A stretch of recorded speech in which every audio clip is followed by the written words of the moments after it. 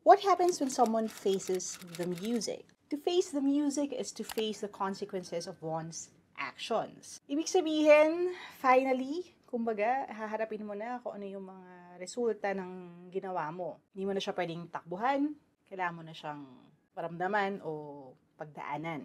Now, I wanted to discuss this idiom kasi diba dito sa Pilipinas mahilig tayo sa music. So the word music has a positive connotation kumbaga.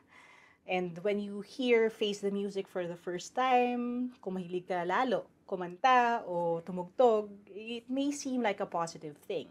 But it's not.